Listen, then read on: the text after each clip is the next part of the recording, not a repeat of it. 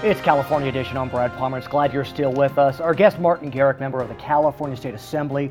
And sir, as you know, since 1967, California has had a full-time legislature.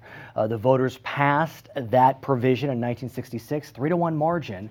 I recently spoke with Shannon Grove, one of your colleagues. Both she and you are advocating to change the status of the legislature to part-time.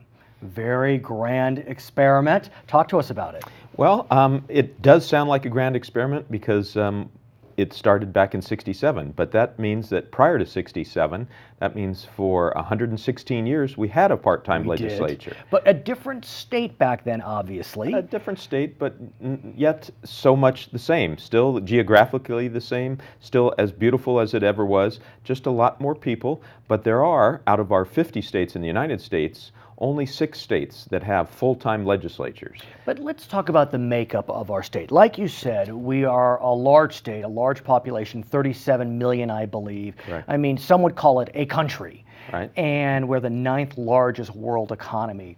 Couldn't one argue that we want our legislators to spend have their full attention focused on the matters of this state, as opposed to working part-time in the legislature, part-time doing something else?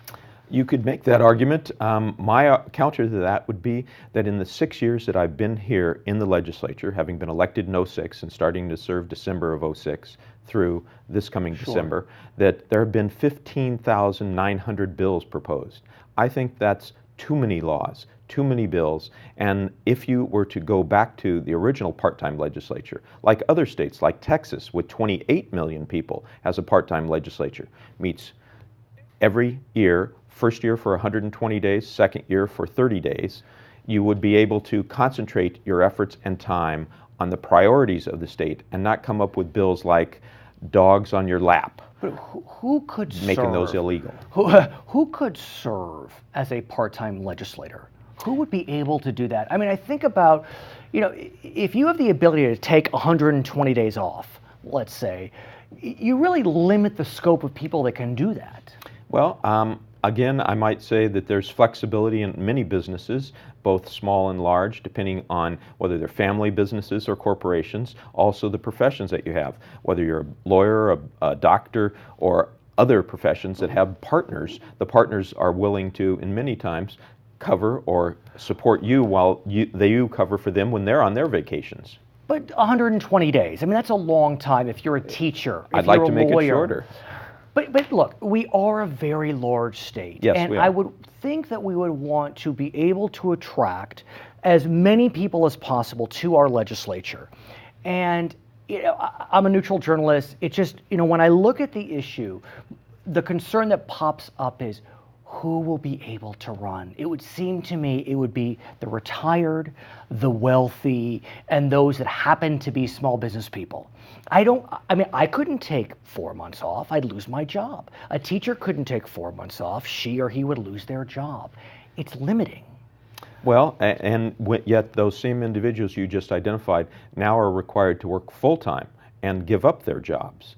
And so it's a choice. It is a choice. And again, you have what we're calling, in my ACA, that's, Assembly Constitutional Amendment 28, comes back with the fact we call it a citizen legislature. Just like the Founding Fathers originally wanted, they went back to their farms, to their print shops, to their businesses. Such a different time. I mean, they could do that back then. When we sometimes, again, it may be the fact that we have 46 other states, 44 other states, depending on how you count a full-time, what number of days requires the definition of a full-time to be applied. The fact that other states do comply with that or are in line, like Texas, like Florida, others that have Florida with 18 million, Texas with 28 million. Let me share a few facts with you besides the 15,900 plus bills in just 6 years, that we also have a budget to take care of 120 legislators and their staff annually. This past year was $257 million. With a part-time legislature like other states have and the same salary that other states implement or less, you would have $57 million or less in expenses and leave $200 million in the citizens' pockets. No doubt, no doubt. But let's harken back to the term limit reform movement, for example. Sure. We passed term limits, I think it was 1990, it went into effect a couple of years later. Yes. And whether you're a Democrat or you're a Republican, and I've heard this from both sides of the aisle, the concern has been with the term limit movement is that we are losing expertise. That because you're leaving, in December, Correct. You've really, I know your reputation. It's a positive one. Thank you. But you're about to leave just as you are really becoming an expert in a certain area. If you are a part-time legislator, how can you become an expert in water, an incredibly complicated issue, in pensions, and higher education? I mean, look, I know I'm pushing you, but I think it's worth it. You're up to the task. Absolutely.